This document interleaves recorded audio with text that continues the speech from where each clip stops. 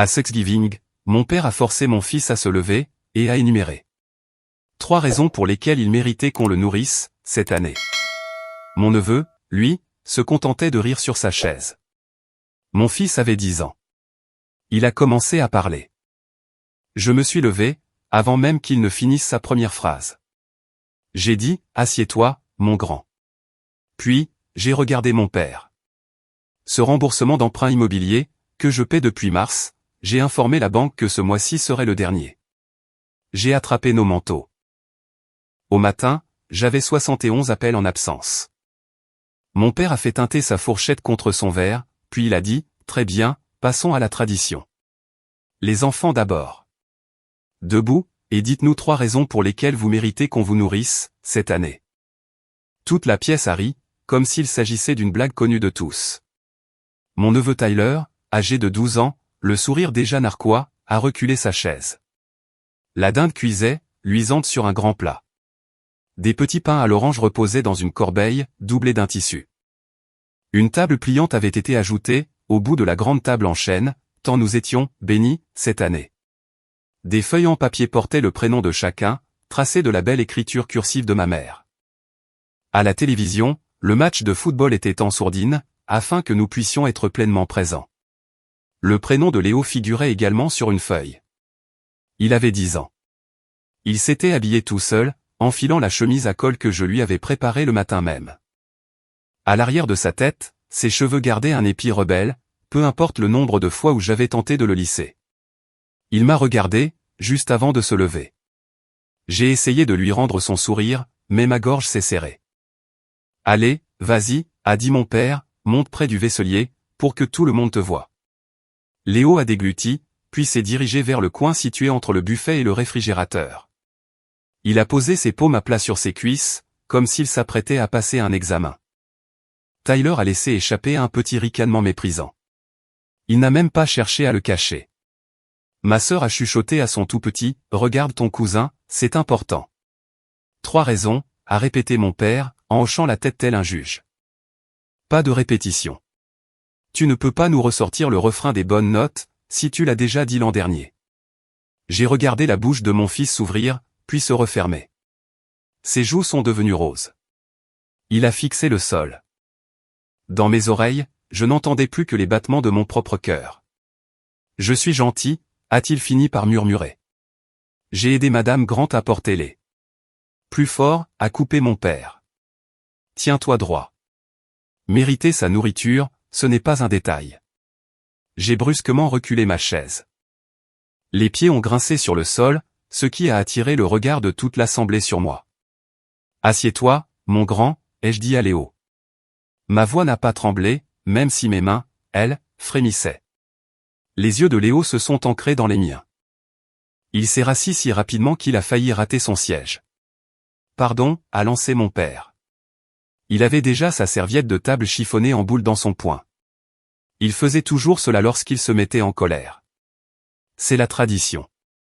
Le remboursement de l'emprunt immobilier, que je paie depuis mars, ai-je dit, en le fixant droit dans les yeux. Le dernier versement a été traité aujourd'hui même. Le silence s'est invité à table avec nous. L'odeur de la farce est devenue lourde. Tyler est resté bouche bée. La main de ma mère s'est portée vers son pendentif en forme de croix. « Non » a dit mon père. « Tu ne vas pas faire de scène sous mon toit. » Je me suis levé de toute ma hauteur.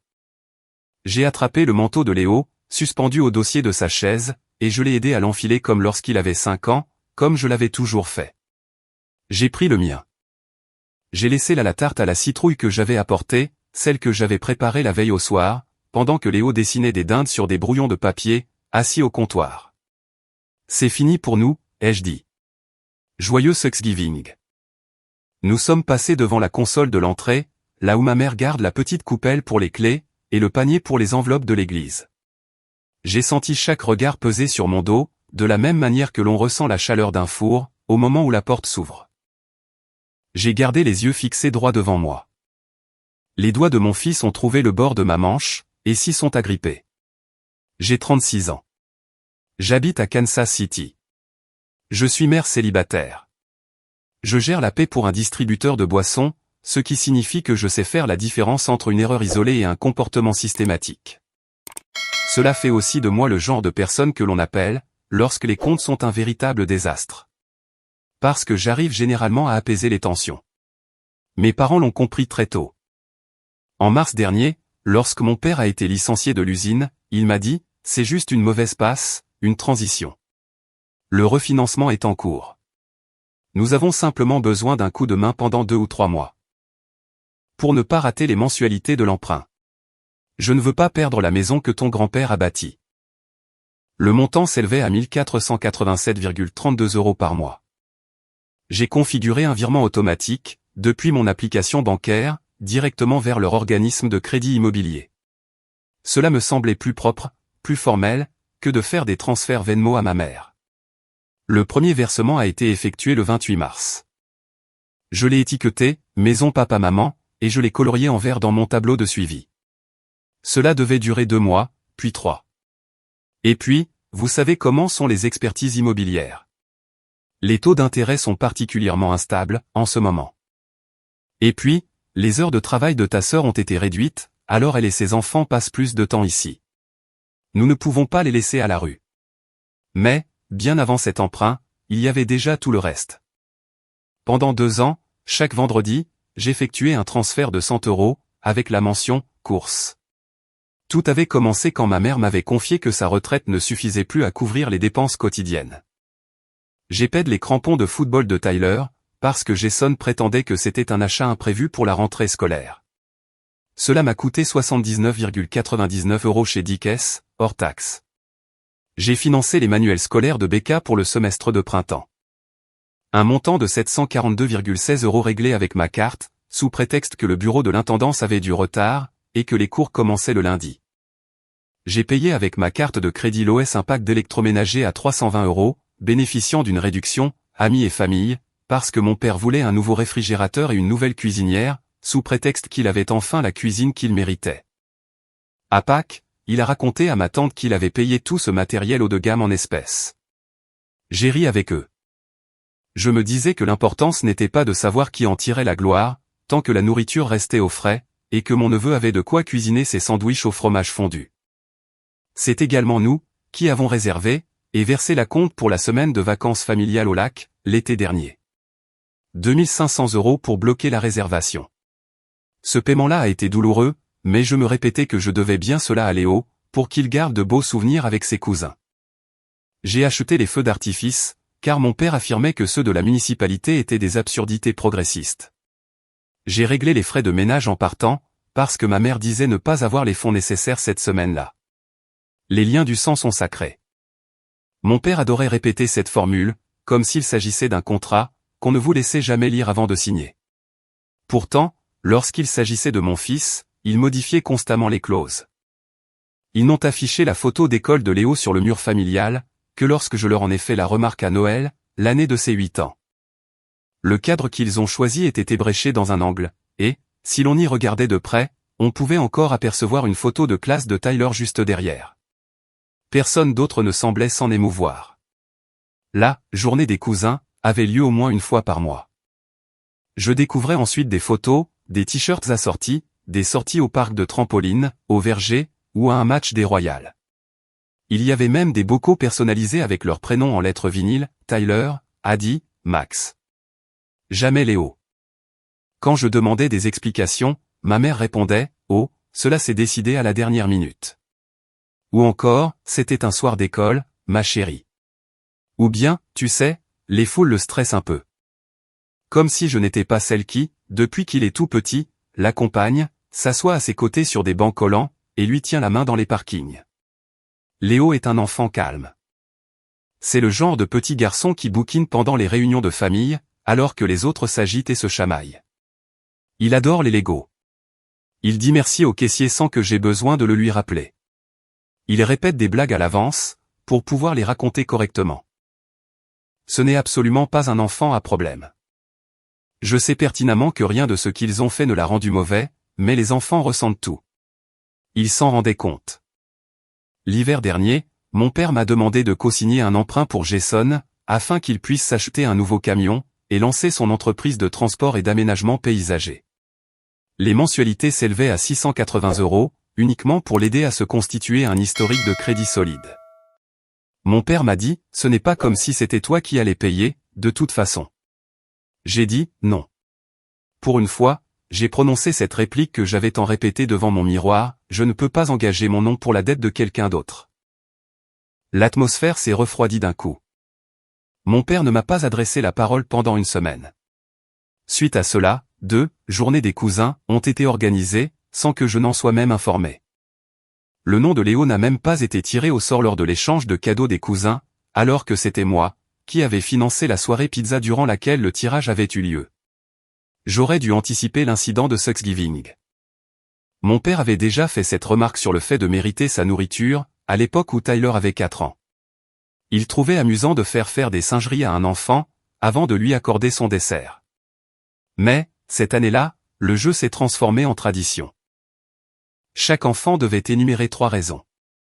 On présentait toujours la chose sous couvert d'exprimer sa gratitude, de leur inculquer de bonnes valeurs. À chaque repas, je restais assise là, à regarder mon fils s'efforcer d'être à la hauteur, pour enfin se faire accepter. Et à chaque fois qu'il déplaçait la barre un peu plus haut, je me persuadais que je le faisais pour préserver la paix familiale.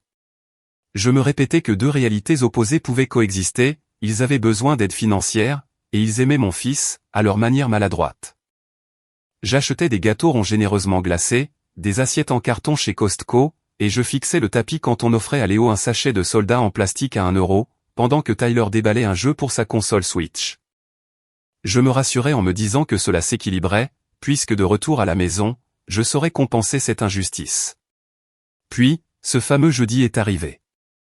Léo s'est retrouvé debout devant le buffet, mon neveu s'est moqué de lui, et mon père a forcé mon fils à passer une audition, simplement pour avoir le droit de dîner.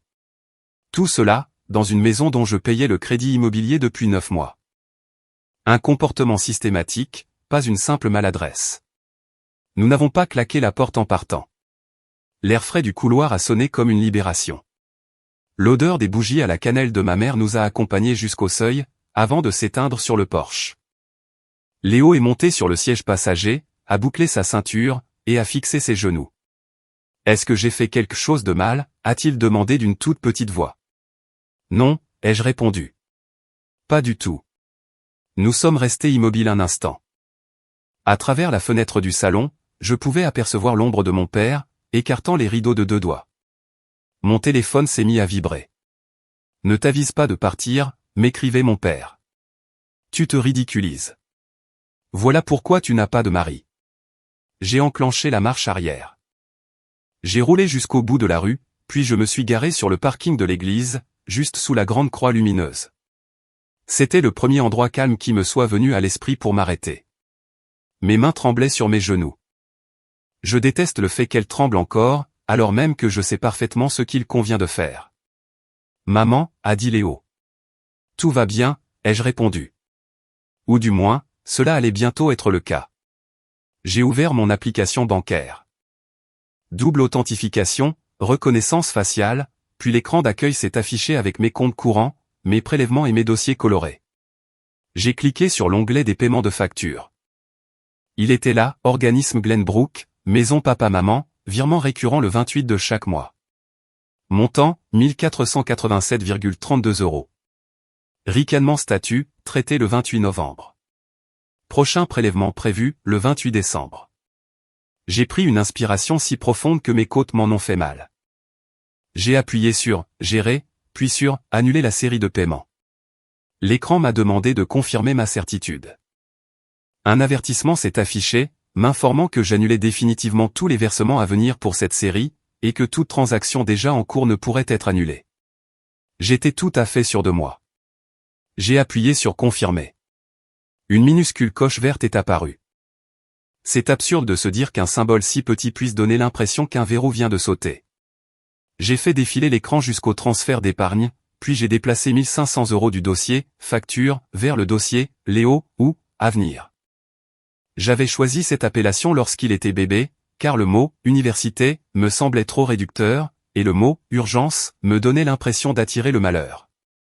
J'ai appuyé sur « Valider ».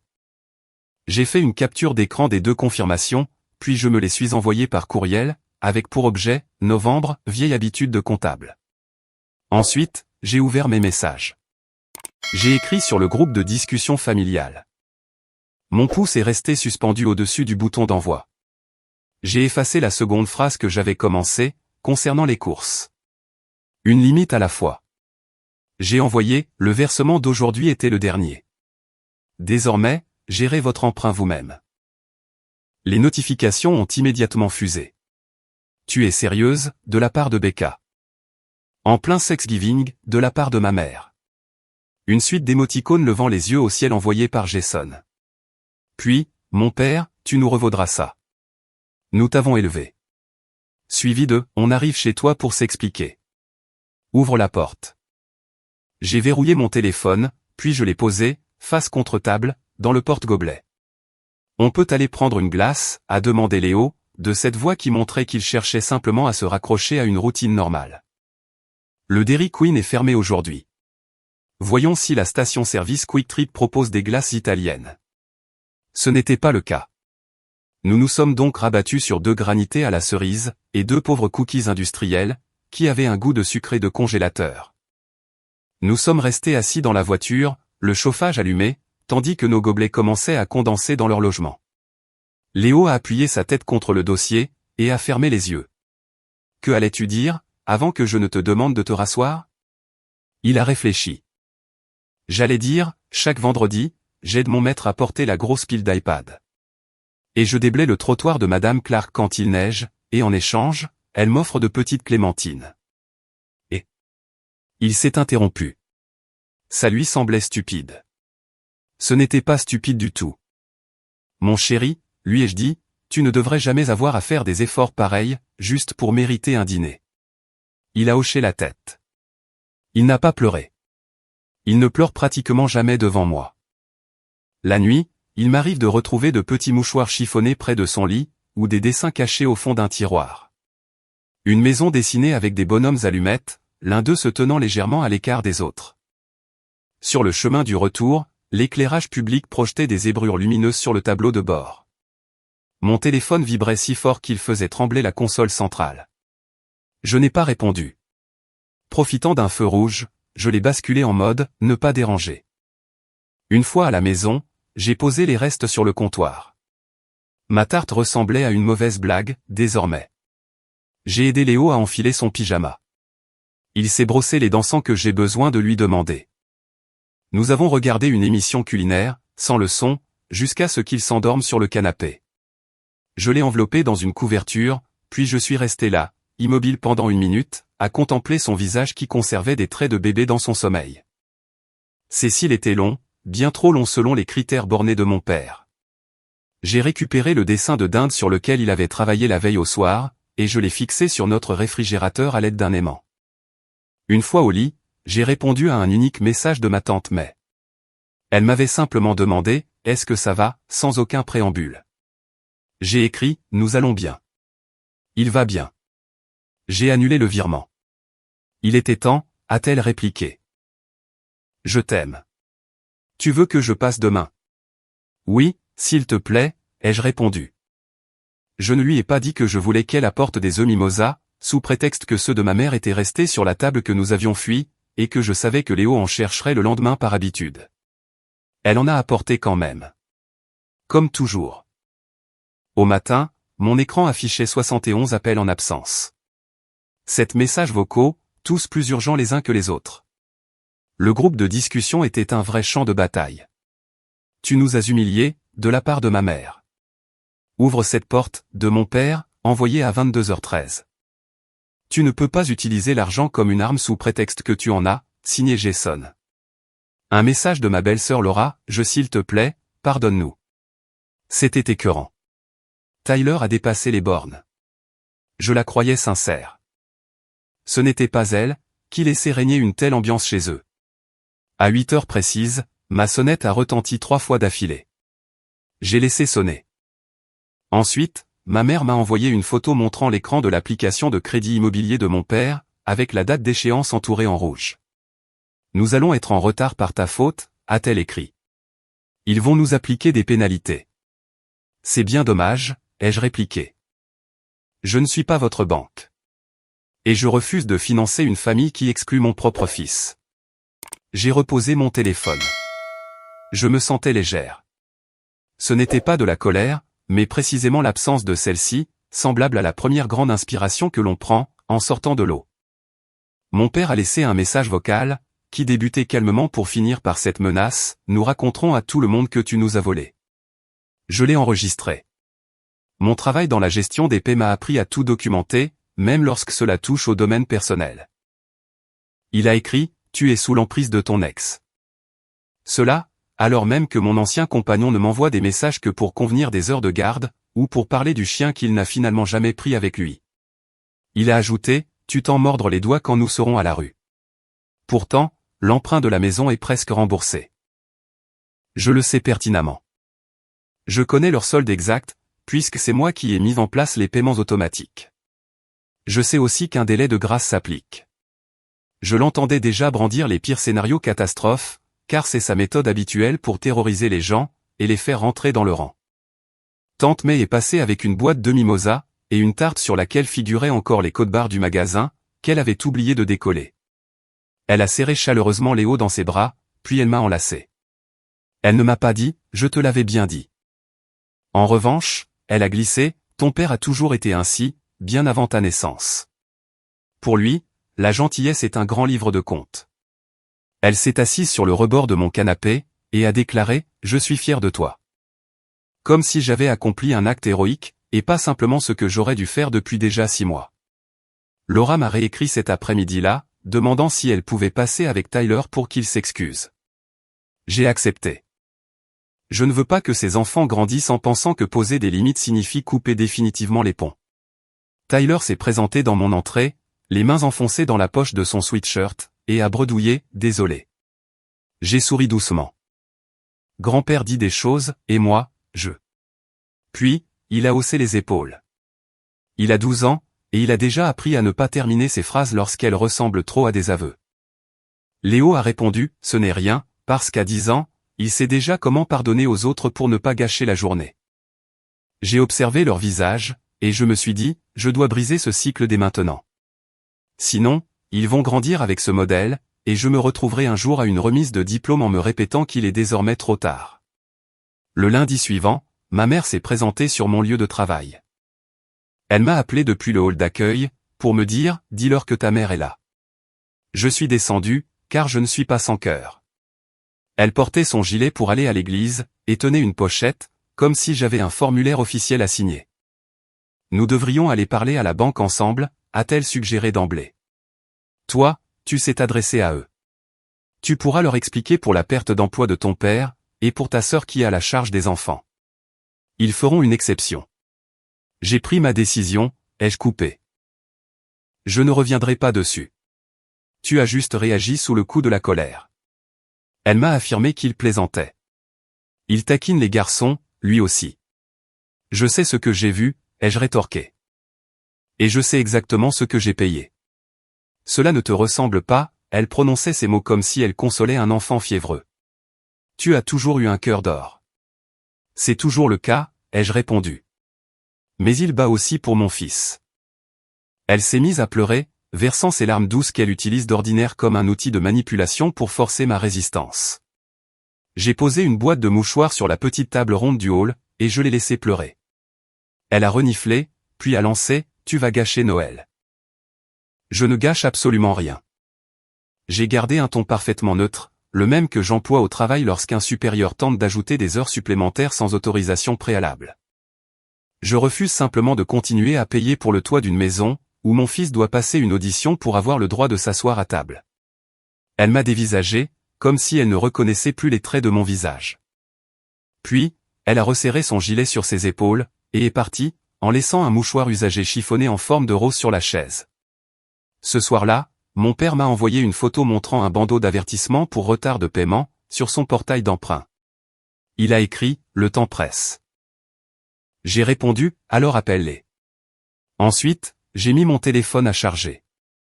J'ai aidé Léo à faire ses devoirs de mathématiques, puis j'ai préparé des sandwichs au fromage fondu sur ma vieille cuisinière bon marché. J'ai coupé son sandwich en triangle, car il l'apprécie ainsi. La fin du monde n'a pas eu lieu. Aucun ange n'a sonné de la trompette. Et j'ai très bien dormi. Le mois de décembre est arrivé. Le 28 est passé. S'il y a eu des frais, ils les ont réglés, ou alors, ils ont appelé en suppliant pour obtenir une exonération. Cela ne me concernait plus du tout. J'ai récupéré ces 1487,32 €, et j'ai programmé un virement automatique vers le fonds Léo Avenir. Il m'a aidé à le configurer sur l'application. C'est lui qui a choisi l'icône représentant une petite maison, plutôt que celle du chapeau de diplômé. Peu importe à quoi elle ressemble, cet argent est pour toi, lui ai-je dit. Nous ne nous sommes pas rendus chez mes parents pour le réveillon de Noël. Le 20 décembre, je leur ai envoyé un message, nous ne serons pas là. Je vous souhaite une bonne santé et la paix. Sans aucune explication, sans la moindre excuse. J'ai délibérément installé 2 chaises pliantes supplémentaires autour de notre petite table, vide et bien en évidence. Tante May est arrivée avec un jambon enveloppé dans du papier d'aluminium, et ma cousine Jess a apporté un jeu de société. Laura est passée plus tard, accompagnée de Tyler et Daddy. Son plus jeune enfant a lancé, cette année, on partage notre temps en deux. Elle m'a tendu une boîte contenant du fudge préparé par ma mère, sans préciser comment elle se l'était procuré. Les chaises sont restées inoccupées dans le coin de la pièce. Je ne les ai pas prises en photo. Elles étaient simplement là.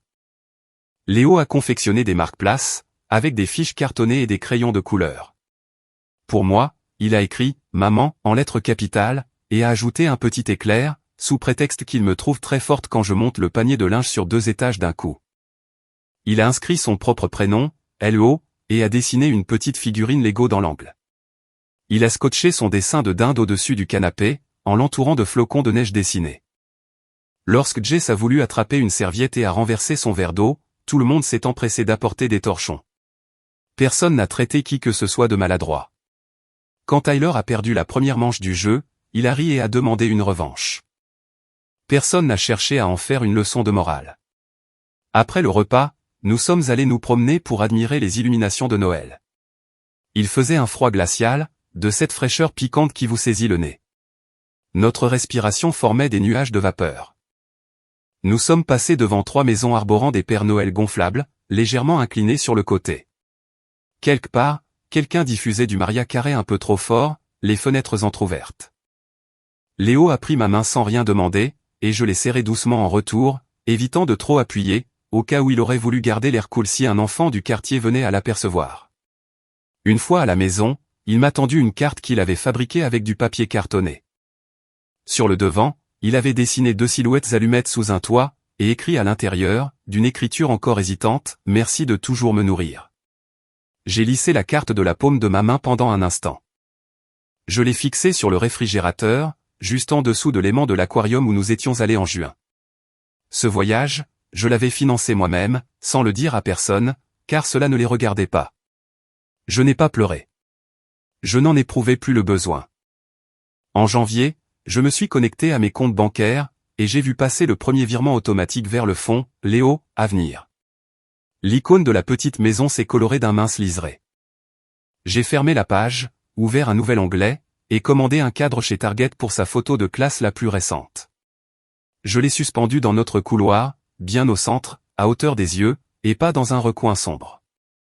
Ensuite, j'ai décroché le cadre ébréché que ma mère m'avait donné l'année dernière, et je l'ai déposé dans le carton des objets à donner. Peut-être que quelqu'un d'autre pourra en faire bon usage. Parfois, les personnes qui connaissent une partie de mon histoire me demandent « Est-ce que les grandes fêtes de famille ne te manquent pas trop ?» Je leur réponds que j'ai déjà ma propre fête de famille. Elle est simplement plus intime qu'auparavant. Plus paisible. C'est un moment qui ne se mérite pas au prix d'un discours d'évaluation. Elle nous appartient, et cela nous suffit largement.